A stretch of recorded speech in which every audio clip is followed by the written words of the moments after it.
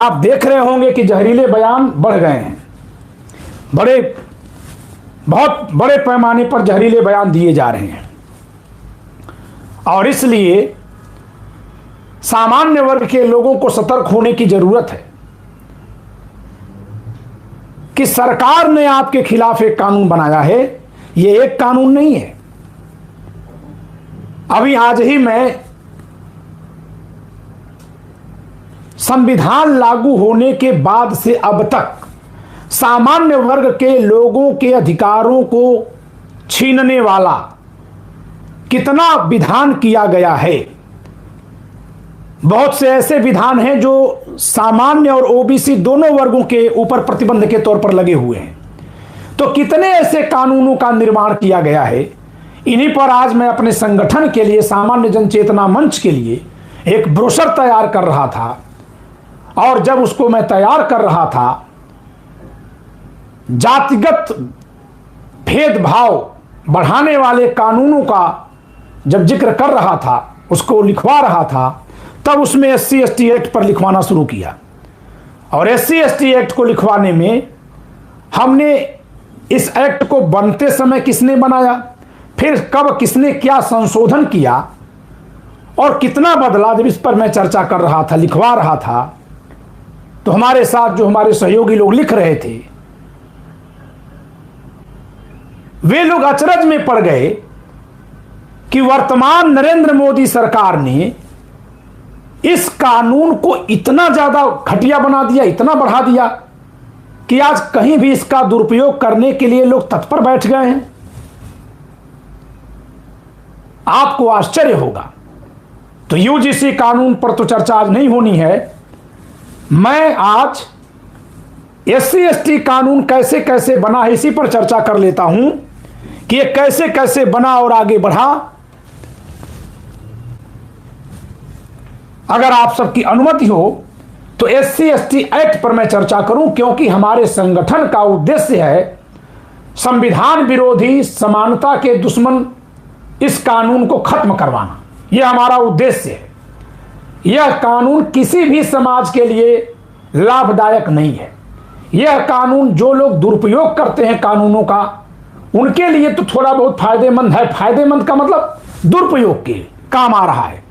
से नेताओं के हाथ का एक औजार है कि वो जनता को बांटते हैं, लड़ाते हैं। अन्यथा यह कानून SC/ST एक्ट 1989 जिस रूप में वर्तमान में हो गया है और इससे संलग्न नियमावली SC/ST रूल्स 2016 में सरकार किसकी थी आपको पता है।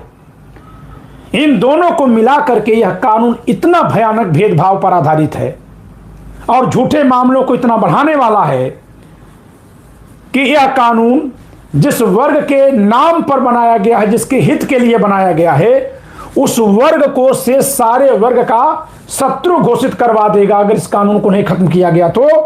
और मैं चाहे जितना भी आप मेरी मुखालफत करें, कौन, एक विशेषवाद के जहरीले लोग, सवर्ण होने के नाते, ब्राह्मण होने के नाते चाहे मेरा जितना विरोध करें, लेकिन मैं यह मानता हूं कि आज भी शेड्यूल कास्ट कम्युनिटी बहुत बड़े पैमाने पर शेष कम्युनिटी से पीछे है। उसमें बहुत सारे गरीब और पिछड़े लोग हैं, उनके संरक्षण के लिए जरूरत होगी। लेकिन इस कानून के जरिए जब वो पूरा समाज ही खलनायक मान लिया जाएगा, क्यों? क्योंकि उसमें कुछ सिरफिरे सातिर दिमाग लोग इस कानून का दुरुपयोग कर रहे हैं तमाम लोगों के खिलाफ, न केवल सामान्य वर्ग यानी सवर्णों के खिलाफ, OBC समाज के खिलाफ, मुस्लिम समाज के खिलाफ। तो इससे शेष पूरे समाज में, उस पूरे समाज के लिए एक घृणा, नफरत का भाव भर रहा है। और जब यह भाव भर जाएगा तो जिस समाज को सबके प्यार, मोहब्बत, संरक्षण और सहयोग की जरूरत थी, वह सारा सूत्र कट जाएगा। उस समाज में जो नेता भी हैं वो केवल गाली देते हैं। एक भी उसमें नेता ऐसा नहीं है जो लोगों से मोहब्बत की बात कर रहा हो, और अगर कोई करता है तो उस वर्ग के लोग उसको अपना नेता मानते ही नहीं।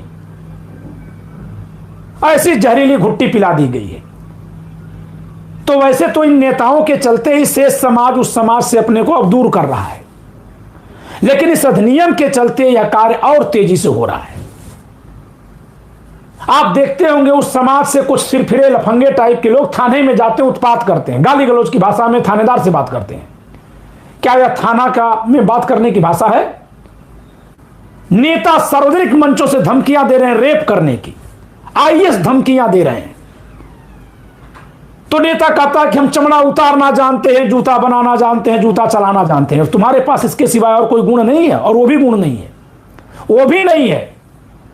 तुम जात के आधार पर भले कह दो कि तुमको चमड़ा उतारने आता है, जूता बनाने आता है, जूता चलाने आता है, पकड़ा दिया जाएगा तो नहीं कर पाओगे।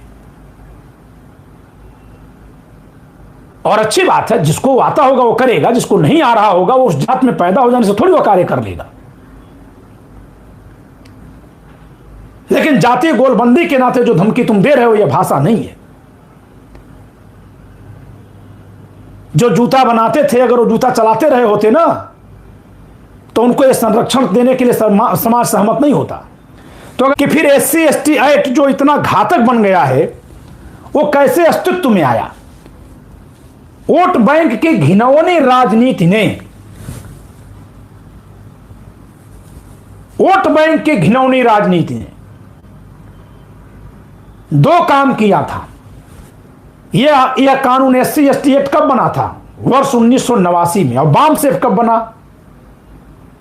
बाम सेफ कब बना? बहुजन समाज पार्टी कब बनी? पता लगा लीजिए। ये 80 के ही दशक में सब हुआ है। तो जब 1984 के बाद 1985 में विधानसभा चुनाव उत्तर प्रदेश का हुआ,